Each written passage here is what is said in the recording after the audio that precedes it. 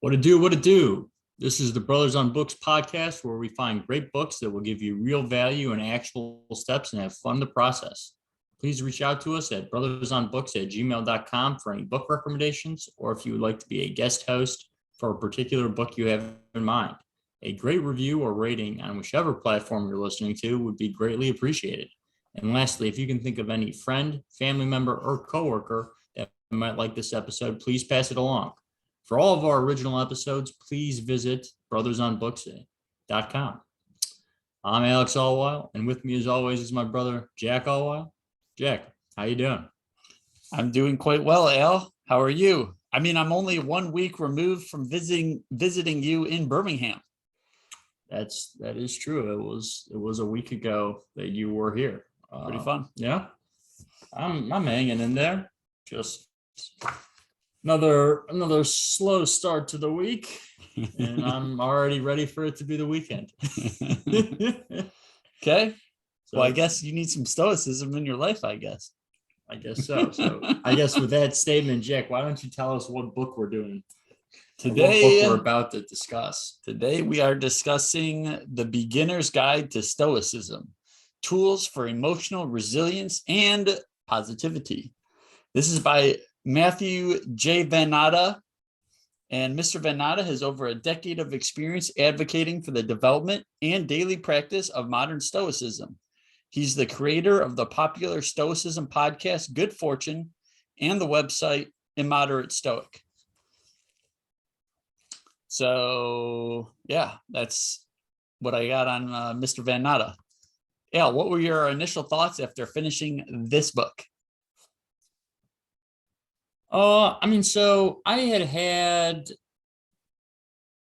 I guess I wouldn't have said I'd had a lot of exposure to Stoicism, but definitely during graduate school, I would listen to a lot of Marcus Aurelius and other Stoic philosophers just read quotes, or obviously they weren't reading it. People reading their quotes, like Marcus Aurelius's Meditations.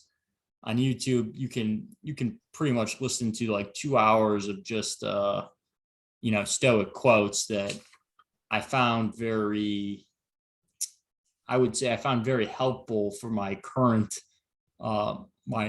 my current or how I currently felt about life at the time. So what I felt about the book, I mean, I thought it was okay, I would say. It definitely reads as a how-to guide. It's not, I guess I was expecting more of just, this is sort of like the Stoic philosophy. Like these are Stoic philosophies, but it was definitely more of, I got the impression it was definitely more of like, this is how you implement these types of philosophies in your life, which, is, I think, both good and bad. Overall, I thought the book was okay. I think it could have been a little shorter. It was already sort of short, but I guess that's what I would say. What were your thoughts? Well, my initial, I guess I had not really learned a lot about Stoicism, but it's kind of been mentioned in some of our other books we had read. Like in the book of Numbers, he talks about kind of practicing Stoicism in terms of like the things that are out of your control in the dating scene, like the percentage of women that are marriage material and just being like numb to the outside. That's kind of what I thought. And that's kind of what it is, I guess. I didn't even really have a definition of what Stoicism is. I guess their definition, he kind of states Stoicism maintains that the good life is available to you now, despite outer circumstances. And I don't know where we want to go with this discussion, but I guess the big takeaway from me is this dichotomy of control. I think he calls it just like the difference between what you can control versus what you cannot control. And one thing I found interesting was in terms of what they said you can't control. And he was saying you can't control your body. And I kind of found that, I don't know how, it kind of rubbed me the wrong way because I feel like that's kind of passive, like you're kind of being a bystander to your health. I feel like almost like you're kind of just saying like what you do like doesn't affect like your well-being.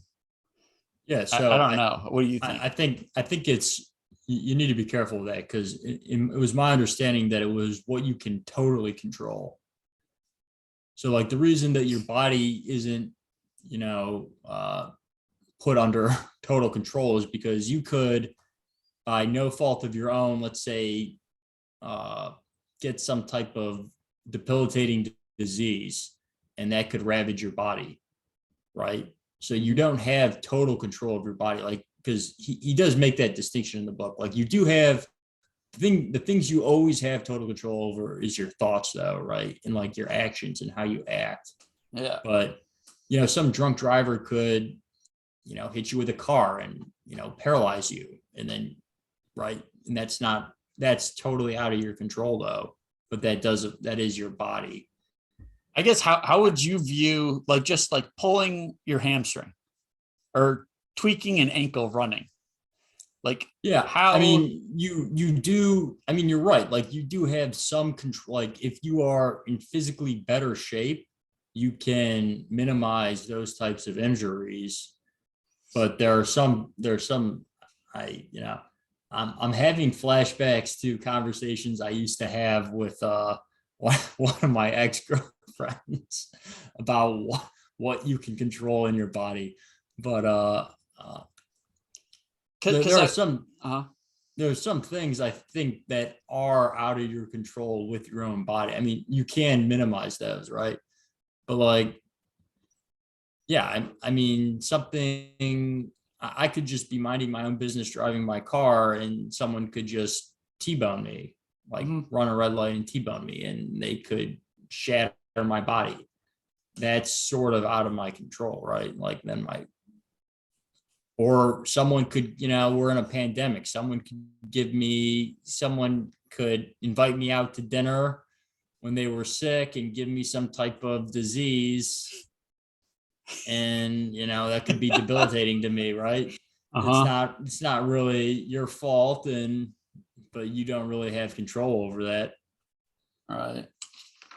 Yeah, I mean, like I don't know if it's Mark Manson in Subtle Art, or I'm not sure which book, but there are some books that are all about like extreme like responsibility. Like you're taking responsibility for like things even outside of your control. Like you're taking responsibility for like your friends and like everything that happens to you, you take responsibility for. And this is kind of like, I guess the flip side.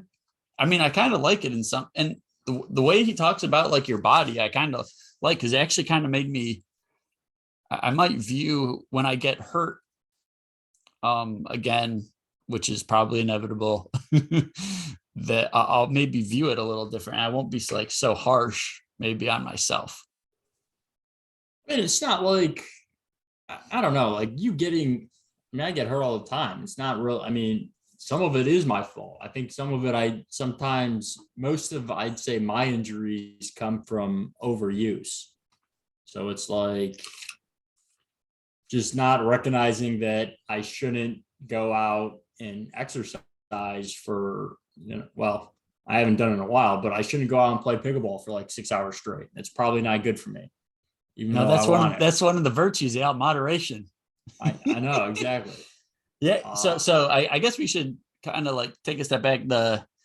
He paints, I don't know if this is just him painting it this way or if this is like an accepted structure for Stoicism, but he says there's three, I guess, disciplines and four virtues. The three disciplines that help structure Stoicism are desire, actions, and assent. Assent, I guess we can talk about because I'm still not kind of like iffy on that one. And then you're supposed to like shoot towards these four virtues: wisdom, courage, justice, and moderation. Yes. I mean, I kind of like how he talks about desire. You shouldn't be desiring things. You should be desiring kind of ways you go about things in your process and just like your mindset while you do things instead of things. I do like that, because if your definition of happiness is hitting those types of virtues, or I guess just limiting certain desires and whatnot, then I guess it's probably yeah, easier to be happy. I think he makes the similar statement about happiness, that like you can never have happiness as a goal. Like your goal, and this is something that a lot of time it's sort of like stuck with me. Uh, and I think this sort of actually, I always think of A Man's Search for Meaning when I think of this, because Viktor Frankl says the same thing, is that happiness can never be the goal to your journey. You just achieve happiness by essentially almost being in the moment and doing things that you enjoy doing. Uh, which is something that, yet again, I struggled with through grad school. It was always a long list of, I just want to, not be in grad school and be happy type of thing. And right, you can't really achieve it by just making it your goal. It's just something that sort of happens through doing things. Yeah, and he also talks a lot about when you live either too much in the past or think too much on the future, that can create unease, and that's not a good practice. Yeah, that was that was another good tidbit, I thought, because I feel like lately something that I've never really been that's never really been a problem for me. I feel like I've been sort of anxious about like the upcoming. I felt a lot more anxious about my days at work recently. Like, you mean because you're thinking about the future more, or thinking about what you could be doing, or? Yeah, no, like I'm thinking about like, oh, I have all this work I have to do like tomorrow, and it makes me anxious. But I used to never be like, oh, I have all this work I have to do tomorrow. And it's just something that started recently. And I think just, yeah, thinking about the present may help me with that. That was a sort of another tidbit I enjoyed. I did like some of the tools he talked about, like when you do feel like you're getting overwhelmed, he talked about like zooming out. Like imagine like if you go outside your body and look down and like look at you, and then look at your house or your community, and then from like the whole world, and how really small you are and inconsequential, and it kind of alleviates some of the stress I think one might be going through on a daily. I thought that was kind of a cool tool. And then he talked about this saying, like, this is nothing to me. Like if you're feeling like anxious, you just say like, yeah, this is nothing to me. Yeah. And like, cause it's just like, and I guess he defines anything that's outside of your control. He calls an indifferent. Like I guess you should be indifferent to anything outside of your control, which is also kind of a helpful way to look at things. Yeah. So that one, I sort of, I got what he was saying, and I think it's helpful for your mindset, but I don't know if I technically agree with that, because, sort of back to our previous example, someone could run a red light and T-bone me and like break my arm. I don't think I would then be indifferent to that. Right. Like, I mean, I think what he would argue is that you should just kind of move on with your life. But I guess he's meaning indifferent in the terms like you can be at peace in knowing that you didn't do something to negatively hurt yourself. Maybe is it maybe that the way to think of it? Yeah, I mean, sure, but yeah, it does, like, that would have a massive effect on you though. Even if it's not, like, people do things all the time that affect you, and you have to live with it, right? But I understand, like, you don't want it to, you don't want it to take up space in your head of like you thinking about how other people have caused you more work and whatnot, or caused you pain, I guess. Yeah. I think it's hard. The hardest probably if you think about close like family or friends. Like he's kind of saying that those, even those people that you're closest to are indifference. Like you can't be so caught up in what they're doing, I guess. Is that kind of, I mean, yeah, the relationship part I kind of found interesting or kind of confusing to think about. But I guess because sometimes like, well, if my wife is in a bad mood, it gets me in a bad mood. And I'm sure that Yeah. happens to a lot of people, but it, I guess it doesn't need to be that way necessarily.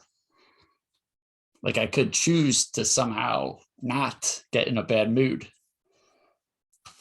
I don't know. Yeah, I guess he would say that, or I guess Van Natta would say that you could Yeah. choose to not allow her emotions to affect you. Yeah. But yeah, that seems, as you're saying that, I'm feeling like that seems very difficult to accomplish, especially if you're around her. Yeah. Uh, Um, I guess something else that I thought was pretty helpful, and I guess like when we used to go to soccer camps, they would lay us down and we would be put through these visualization exercises. okay, yeah. Normally, that was like a positive visualization where we're like trying to picture ourselves doing something physically. And then, in your mind's eye, it should be easier to attain or easier to work towards if you can see it. And they brought up this practice of negative visualization where you're kind of picturing the worst case scenario like it's happening now. And that should alleviate things when they actually happen. So Yeah, I actually had that written down too. That was the last note that I took down was negative visualization. I thought that was very interesting. yeah, because I guess we should be thinking about our death a little more than we might be. Well, I And, guess the point is to make you almost like used to the idea of something terrible happening to you. So if mhm, it happens, you can stay mentally strong. mhm. Uh, Yeah, I mean, I mean, we just watched that movie, The Alpinist, a little bit. I know you were only like half watching, but the movie about that Marc Andre, I think it's Leclerc, that crazy climber who ended up dying, but he was constantly talking about death and how but he was kind of at peace because he had thought about it so much. And I think sometimes we kind of forget that we will die at some point. But I some of these extremists do that practice a little more. mean, I can't find the quote, but one of my favorite quotes, I think it's Marcus, part of the Marcus Aurelius Meditations, is he's like, think of this, it was just a practice of like assuming every day you wake up is like your last day, and almost just like seizing, taking Uh-huh. advantage of every day to its fullest. And that notion that the present is in fact a present, uh, and going forward and really like not having regrets. And I mean, I when I read that, I remember actually kind of getting depressed because as much as I like being an actuary and whatever, if I knew today was my last day, I probably would have spent it differently than what I did. yeah, So it's yeah, kind of difficult. I think I've heard another one where a guy said, I envisioned that like every day is my last day, and if I've gone like too many last days not enjoying what I've done, I immediately do something else. So Huh? it's like if he goes like 3 or 4 days like not enjoying like what he's spent the majority of his days doing, he'll just like on a whim go do something else. That wasn't from like I don't know who said that or where I heard that from, but That was not a Greek philosopher. That was someone I heard talk in modern times. Ah, But I thought that was an interesting point. Uh, it would definitely, I think, make a lot of 9 to 5ers reevaluate their lives, mhm. for sure. Yeah. Take a step back and reevaluate. I mean, also like he brings up a lot about just like trying to stay positive, like mentally positive, or like purging, cultivating positivity and purging like negativity from your uh purging like negative thoughts from your mind. I think that's also sometimes something I struggle with. I feel like a lot of times especially when I play sports, I feel like a lot of times I can get down on myself, Mhm. uh, which is, somewhat it's pretty detrimental because then it becomes somewhat cyclical because, Mhm. you have bad thoughts and then you start playing worse and then, the bad thoughts amplify and it just keeps going down and down. Yeah. So I think being, I guess being mentally resilient is, I think, very, very important in athletics. Yeah, Uh, that's kind of like, comes back to the living in the present, not focusing too much on the past or future. Like just yeah, taking like if you're in tennis, like just taking that point, like, it's a point and there's been no points that have happened and right. just starting from scratch. Absolutely. That's yeah, it's I wonder if Roger Federer is a master of stoicism. I think all of those top guys. I mean, I've heard. I don't know. I'm assuming you know who Brad Gilbert is, right? Yeah, Did you ever read Brad Gilbert's book Winning Ugly? no. Well, it's because I mean Brad Gilbert had like some of the ugliest strokes, I guess, to ever play, but he was obviously very good. But he wrote a book about how he would just mentally prepare really for matches, and to a lesser extent physically, and like his game plans. But what he said was the difference really between like the top 5 players and the top 50 players. It wasn't really like their technical ability, but it was more of like their mental resilience and their tactical aptitude, which I sort of thought was interesting. You can definitely see that. I mean, I've heard Larry Fitzgerald speak too, and he always talks about how like for receivers in the NFL, there's so many people that are fast, but the best ones are the ones that have the mental resilience and um, the desire and um, work on the mental side. I mean, even I remember even when I would play, like even when I was playing goalie, like if I would let a goal in, I just would remember like the 5 minutes, the 5 to 10 minutes after letting a goal in, I always felt way more shaky if like a shot came, just Mm-hmm. because like I didn't feel like I recovered. Like obviously like physically I was still there, but like I just remember feeling like mentally like I wouldn't catch the ball cleanly, or I would doubt myself and like sort of doubt my muscle memory. Mm-hmm. Um, Hmm. just getting like all in all tighter. So I don't know if you had much else to discuss or. Yeah, I mean, I don't know. I mean, I guess that was really. I mean, I enjoy sort of reading about it. I mean, the main takeaway I had was focus on what you can control. Sometimes things happen to you, and you just have to recognize what you can control, what's in your control, and what's not, and sort of make your logic decisions based off of that. Uh, I don't know. Yeah, that was really probably all I had. Do you have anything else? Not really. Do you have a favorite quote? Did I write it down? Oh, I did. I did write one down. Uh, this is from Seneca. Oh, I wonder If if it's you this. I wonder if it's mine. if you do not know which port you are sailing, then no wind is favorable. That was what I had Oh, written down. okay. I also had a Seneca one. So actually, say yours again. If you do not know which port you are sailing to, then no wind is favorable. You don't know what port you're sailing to. No wind is favorable. Okay. I also had a Seneca one. And it goes, the only possession the wise person has is virtue, and of this they can never be robbed. Of all else, they have merely the use on loan. So I like that one. Okay. He talks about like your body like being on loan. I don't know. I kind of like that actually.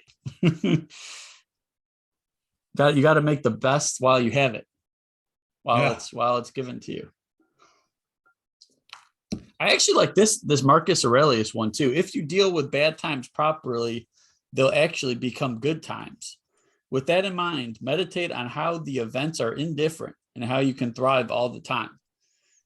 And I actually thought back to like my hip surgery when I was at home for like 3 weeks, like barely moving, and how I actually kind of had a fun time when that was going on. I was just like, in my passive motion machine, watching seasons of Breaking Bad, just like, this is what I can do right now. I can help my leg out a little. And I was gonna say, didn't you just like lie on the couch for like 3 weeks with mom and just watch, Netflix? That's what I did.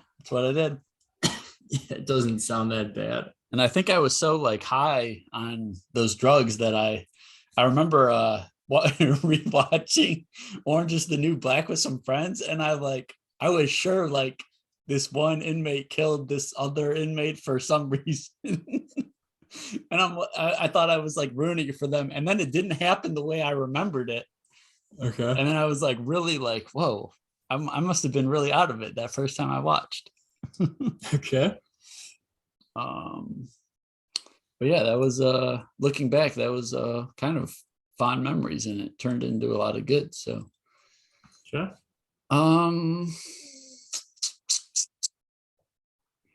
Shall I take us out? Oh yeah, sure. Okay. Please reach out to us at brothersonbooks@gmail.com for any book recommendations, or if you would like to be a guest host for a particular book you have in mind. A great review or rating on whichever platform you're listening to would be greatly appreciated. And lastly, if you can think of any friend, family member, or coworker that might like this episode, please pass it along. Yet again, I'm Alex Allweil, and with me as always is my brother Jack Allweil. It's been a relatively short but good episode. And our next episode is The Violinist Thumb by Sam Keen. I chose this book. It's going to be, I would say, a little different than most of the books we've done, at least the past probably 5 to 10 episodes. I guess I came across, I chose this. I came across Sam Keen. He wrote Disappearing Spoon. He wrote The Disappearing Spoon, which I had read, which was a more, he's somewhat of a very, I guess I would say, reader-friendly science writer. So The Disappearing Spoon was mainly about the periodic table and how the elements were discovered. This is going to be more about DNA and genetics. It's going, I think. The subtitle is "And Other Lost Tales of Love, War, and Genius as Written by Our Genetic Code." Yeah. Interesting. I've read about the first 20 to 30 pages. It's good so far. Cool. Easy to read though.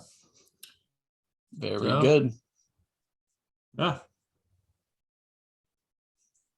So I guess I'll say good night. Good night.